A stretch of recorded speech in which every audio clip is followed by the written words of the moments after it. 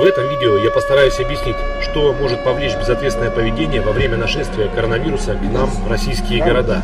Итак, пока Путин объявил выходные до 5 апреля и рекомендовал вам не выходить на улицы, я лучше расскажу вам, что будет происходить в реальности, если вы не будете соблюдать карантин.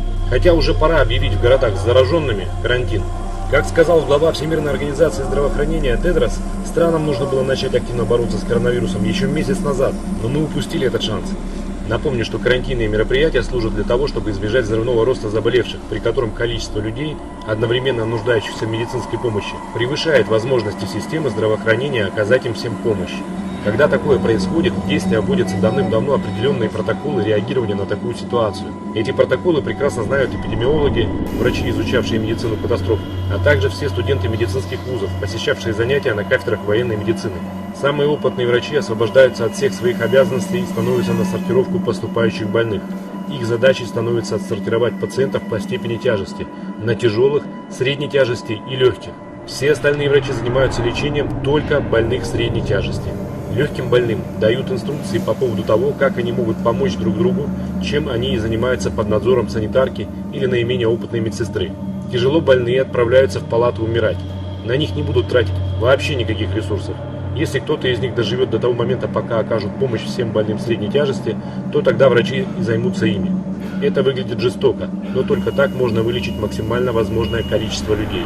Иначе, пока врачи будут возиться с одними тяжелыми, умрет несколько больных средней тяжести, а еще с десяток средних перейдет в разряд тяжелых.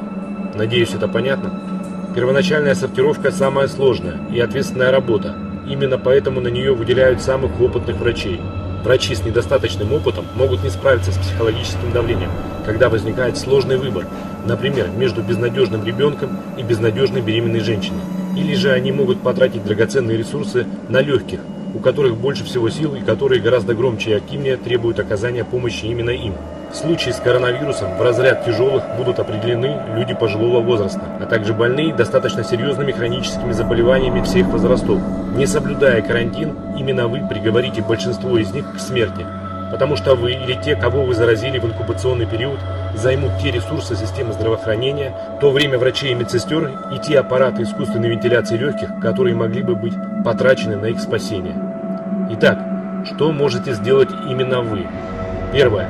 Соблюдайте карантин и не выходите из дома, кроме как по крайней необходимости. Иначе, даже если вы переболеете бессимптомно или очень легко, вы заразите кучу людей, которые и перегрузят ресурсы системы здравоохранения.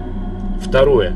Убедите своих пожилых родственников и знакомых не выходить на улицу вообще и не контактировать вообще ни с кем, в том числе с вами.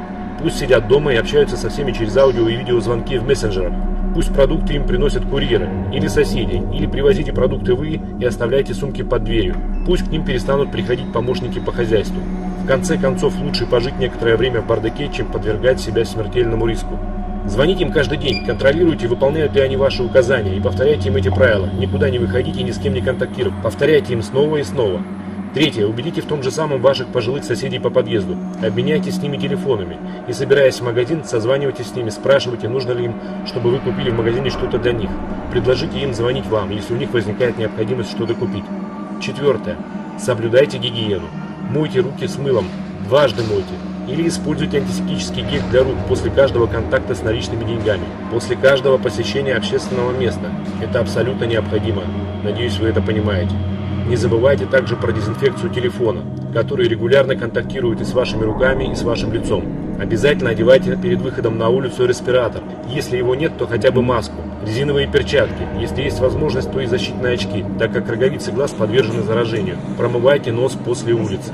И сейчас внимание! Напоминаю, что коронавирусом можно заразиться даже во время инкубационного периода. Предлагаю распространить это видео в ваших группах, чатах WhatsApp. А то до нашего населения это очень туго доходит. Желаю вам запастись терпением, действовать осознанно и сохранять свою жизнь и здоровье. Позаботьтесь о своих родителях.